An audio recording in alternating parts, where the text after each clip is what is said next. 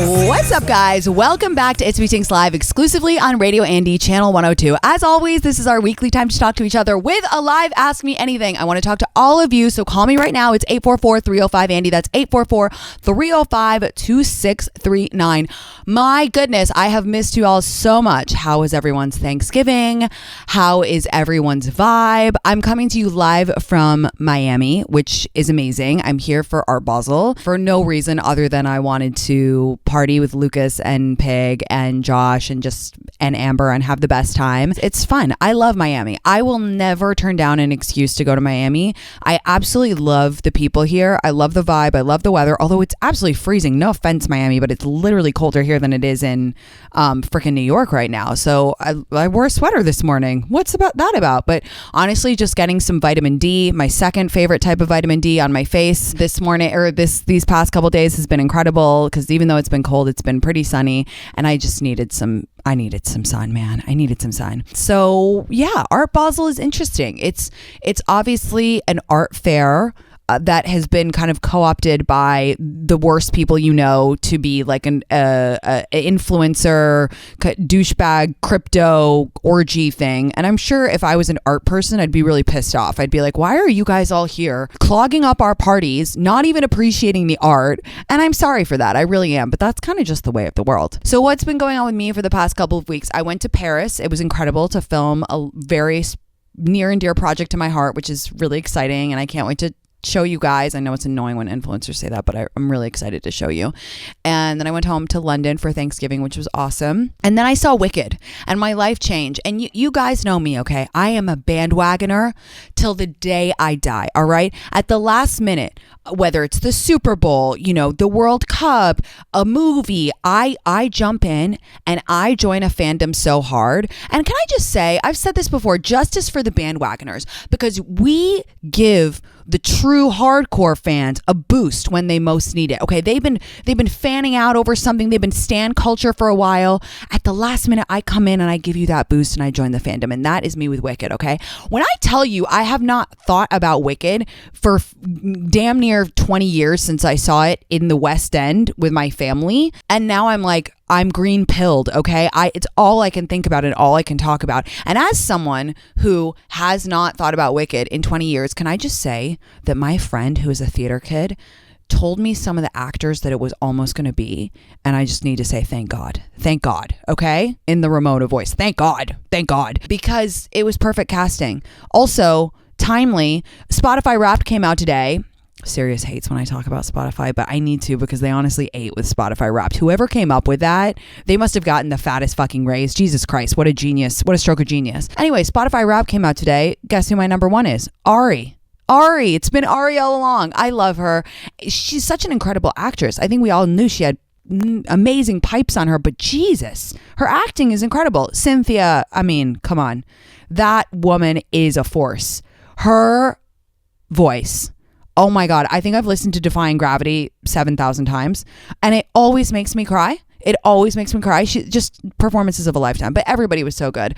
And I'm obsessed. All I do is watch Wicked edits on TikTok and read articles about it. And it's fantastic. It's just a 10/10. I could blab forever, but I'm so keen to talk to you guys because I haven't in a couple weeks. So let's get to it. Virginia, what's up? How are you? Thanks for calling. I'm good. How are you? Oh my gosh. I'm good. What's going on? Okay, so I have a story for you and then a question. I met my ex-boyfriend on spring break, wild time. We went to different schools, and for whatever reason, even though he was a total douchebag and actually was never really my boyfriend, we stayed together and stayed hooking up for 3 years. Way too long. If I had you in my life, it probably would not have gone on that long. But needless to say, he surprised me one time and made me a gift, and it actually was a dildo of his dick. Oh, he got a kit online that was a mold kit. Oh, he did it himself. Wow. Okay. Yeah, he did it himself. Okay. And then he just gave it to me. Got it. Okay. Well, everybody's so creative. That's wow. That's a gift. All right. What was your reaction? Yes. It was very out of left field. It was just not comfortable. I don't know. It just seemed too hard. I really never used it, but it came with a vibrator, and that was the best thing that ever came out of that relationship. Love it. Okay. Well, so yeah, interesting gift, but not all bad. Even though, he was an asshole, that relationship ended. I just got engaged, and I'm so excited and planning my wedding to an amazing guy. Gosh, but I know you've been in a lot of weddings, so thank you. What was your favorite thing about some of the weddings that you were in? I just want to make sure that my bridesmaids were a little bit older, so we've all done this before. I want everyone to be fed and happy and just not feel like this is a job. Yeah. Well, you said it. I mean, you already know what I'm going to say, but like I'm just so about the food. I know that sounds weird, but I've been in weddings where they literally starve the bridesmaids, and it really affects you because it is a long day, right? You get up pretty early and you are like, you want to be on for the bride. And the easiest way to make people hyped up is to have a sick spread of food. So when the bridesmaids get there in the morning, you're all getting ready together, coffee, bagels, fruit, like little things to snack on, bunch of Diet Cokes, bunch of whatever, like just have constant food flowing. I always say, like, however hungry you think people are going to be, double that. Like, people want to be eating all the time. Just look at cruises. Cruises are successful because they figured out that people want to eat 24/7. I would apply that to weddings. I swear to God. So just lots of food. And yeah, I think the fact that you're even asking that question shows you're such a considerate person and a considerate bride and not a bridezilla. So I think you'll be fine. Okay, Steve said, have a spread of cocktail hour apps in the bridal suite. So this way, as your party is in and out during photos, they aren't missing the amazing food. That is an amazing idea from Steve. Yeah, I love that idea. So then, because I love appetizers. Also, I find that in weddings, the best food is always the past apps. And I'm always like, give me a pig in a blanket, and I need it. And so that's actually a really good idea. Shout out Steve for that. Just keep them fed and they'll be happy, and have like cocktails, mimosas in the morning. You don't want them to get too trash, but I think a little mimosa is fun in the morning. Steve, thank you, Tinx. I really appreciate it. Congratulations. I'm so happy for you. Enjoy this next period of your life. Lots of love, babe. Bye. Bye. I just wonder, I wonder if anyone has ever thought about making me a mold of their member. That's an interesting one. Also, love that you can get a kit online. You can really get anything on Amazon these days, you guys. By the way, creative gift idea. Christmas is coming up. If you're out there, some of our male listeners, it could be fun. All right, let's talk to Jasmine. What's up, Jasmine? How are you? Hi, Tinx. Good morning. I'm so excited. Good morning. What's going on? Thanks for calling. Yeah, so I have an update for you and then a question. Okay, perfect. I called you, I think it's like maybe last month. Okay. And sometimes you need to let a bad boy hit. And yes. I did not let the bad boy hit because he actually turned out to be worse than I remembered. And just the thought repulsed me, and I was like, well, that's perfect. And then I went off on him for being fat phobic and not nice. So that's just an update on that. Well, at least you didn't let him hit. At least you didn't let him hit before that. So you know what? Yeah. That's God's timing is perfect. One of the first things he said to me was, I was worried you'd gained weight, but you actually look good. And right when that happened, I was like, yeah, the bad boy's not going to hit. Wow. That's a trash thing to say. What a thing to say. Yeah. You know what? He does not deserve any nice touch. Sorry. That's trash. I'm really sorry. That's awful. Yeah. Speaking of Spotify Wrapped, mine is glitching, and I can only see my music and not my podcast, and it made me crash out this morning because I was like, I am one of the top Tinx listeners. I need proof because I was last year, so I'm going to contact support because this Please do. Yes, take it up with Spotify. Yes, that's very sweet. I need to speak to whoever's in charge. You need to speak to a manager. Yes. But my question is, I am not someone who's very anti-dating apps. I've had multiple relationships from dating apps, failed talking stages, but I'm kind of at a point where I'm just I can't be on the dating apps anymore. And not to say that I'm above it, but I feel like I'm kind of I'm not in scarcity mindset. I just point blank don't want to waste my time anymore.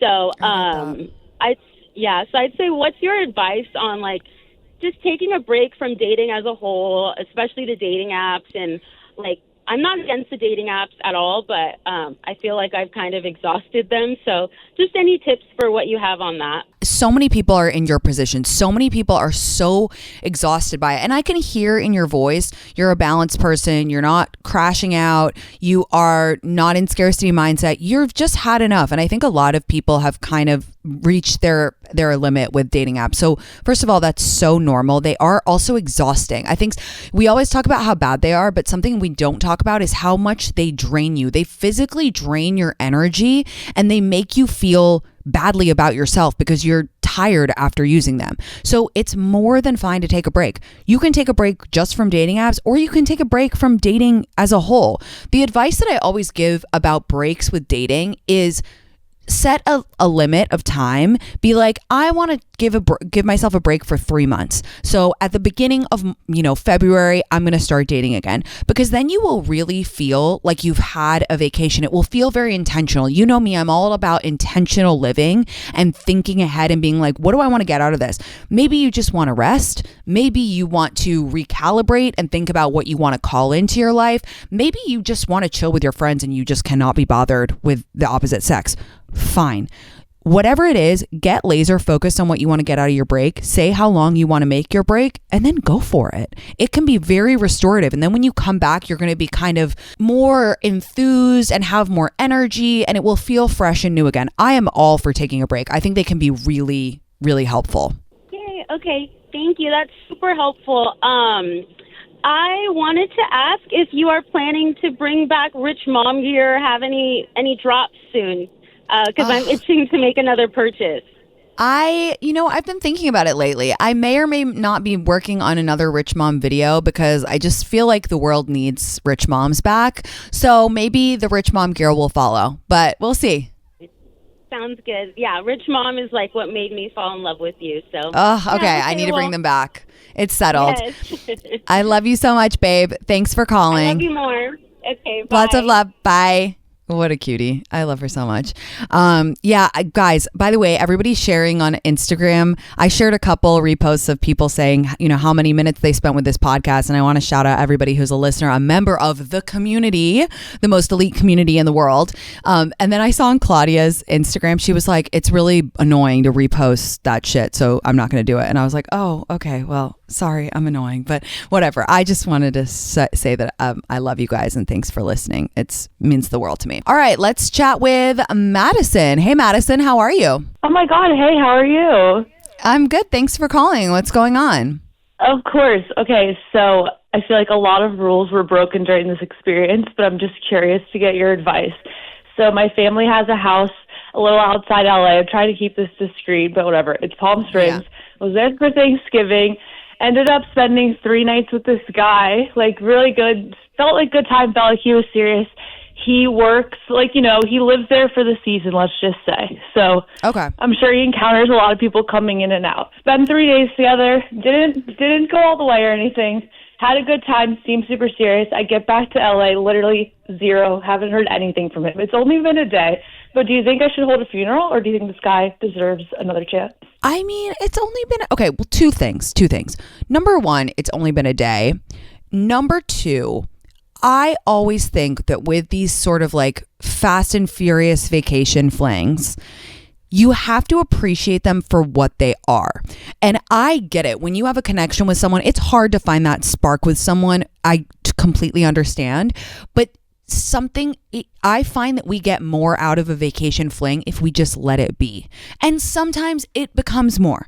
And sometimes, more often than not, it's just an amazing memory. So when it's kind of fast and furious like that, I think it's always best to have a we'll see mentality and just be like, shrug your shoulders and say, we'll see. You don't know. You just don't know. So you might as well just enjoy the memory and be like, you have to the shift here is like, it's not like, oh, what's going to happen? Oh my God, I want him to reach out. Oh my God, I need him to become something more for me. The shift is like, wow, that was like the funnest, hottest Thanksgiving break ever. And maybe I'll see him when I go back to visit my family's house next time, or like something like that. You know what I mean? You have to shift your mentality and just kind of appreciate it for the experience that it is. And you never know, you might be pleasantly surprised.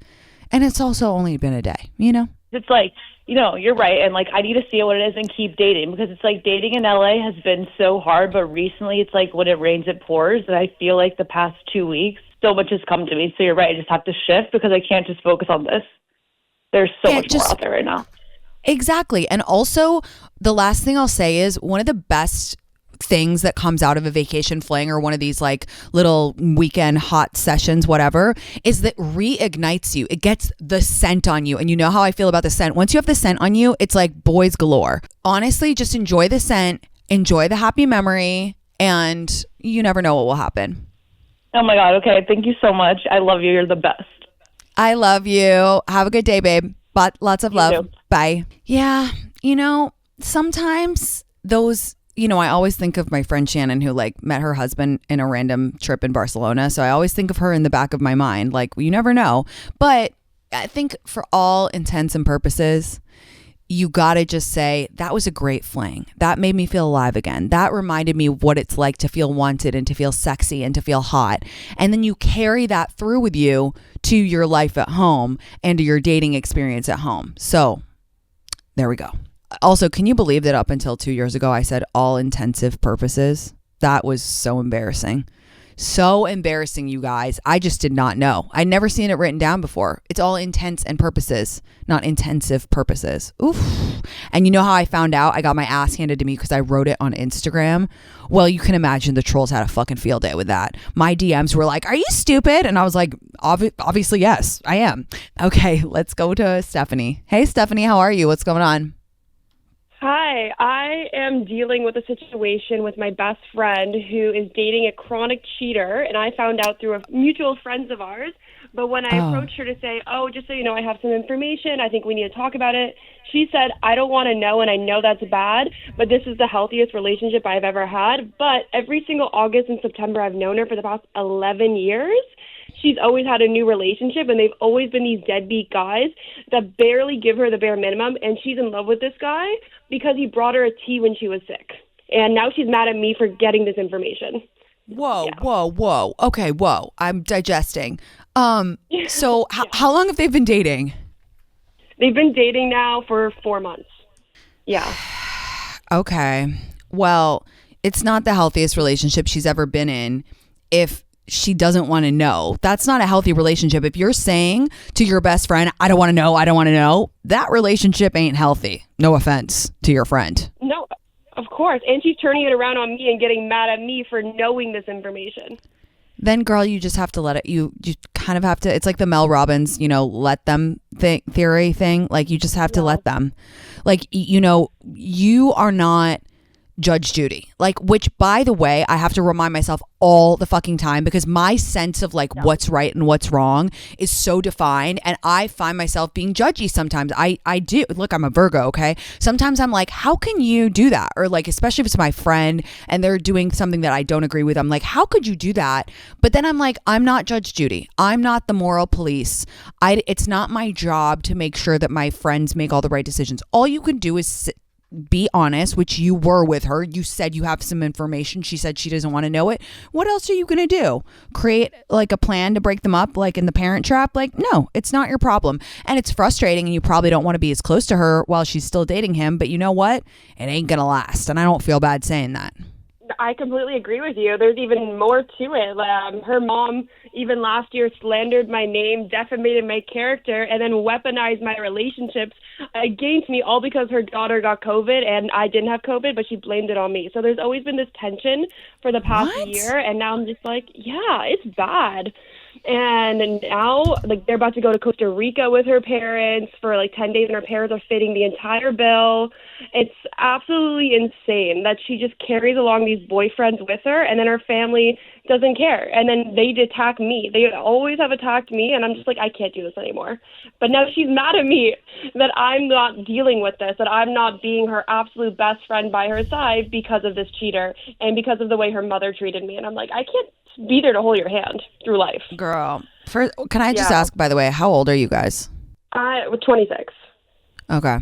A girl, it kind of sounds like you need to take space from this friend and her family. I think you need to set a boundary, and I think you need to, I always say the word demote, and people are like, it sounds so negative, but all I mean by that is kind of put make more layers between you and her. Maybe you were close to her in the past. Maybe you've been friends with her for a long time and she's kind of like grandfathered in as a good friend. And I understand that, but I think you have to put a little bit of space in between you and her.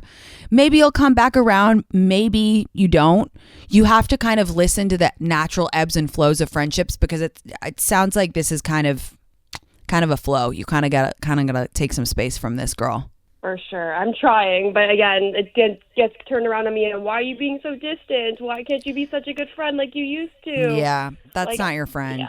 Yeah. No, it's not. Oh God, I'm sorry. Well, listen, I'm validating you. I think you should take space. And at the end of the day, not your monkeys, not your circus. I've been saying the exact same thing. Thank you so much, honestly. Like, it's very reassuring to hear this. I appreciate you calling, and I wish you good luck with this situation. Thank you so much, and have the absolute best day and good holidays. Lots of love, babe. Happy holidays to you too. Bye. All right, you guys, we have to take a super quick break, but I'm going to be right back right after this. So if you want to join the conversation, it's 844-305-ANDY. I'll be right back. Monday